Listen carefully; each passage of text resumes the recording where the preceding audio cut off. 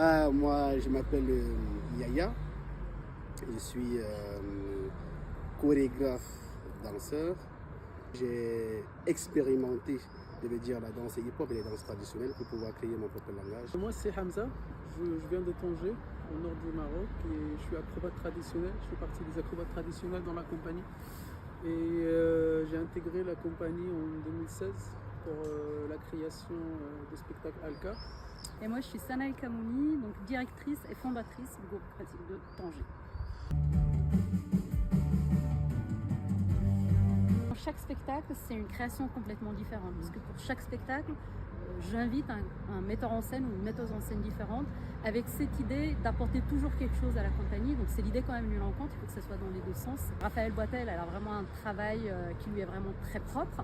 On est sur quelque chose de très sombre, on va dire un travail, on va dire cinéma noir et blanc. Et nous, on a l'habitude de faire des spectacles très joyeux.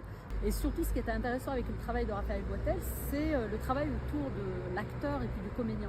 C'est vraiment de sortir de ce qu'ils ont chez eux, de très intime.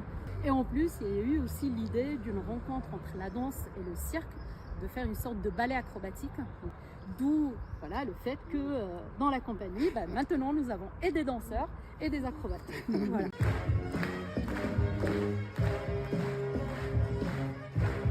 Quand on voit ce qui se passe aujourd'hui, pour pouvoir changer ou alors pour pouvoir donner un espoir à quelque chose, il faut commencer déjà vers la base, c'est-à-dire la jeunesse.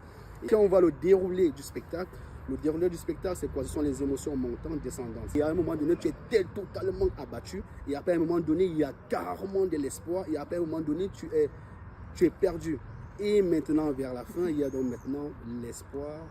Et donc, du coup, à la fin du spectacle, on voit donc cette lumière-là, cet espoir-là qu'il y a quelque part. Et donc, du coup, même si c'est que c'est un minimum, c'est très important pour pouvoir donner l'énergie à la jeunesse de pouvoir aller plus loin de tout ce que nous sommes en train de voir là maintenant. Je dirais profondeur, espoir, collectif. Moi, je dirais renaissance, je dirais dynamisme, joie. Alors moi, je dirais résilience, engagement et poésie.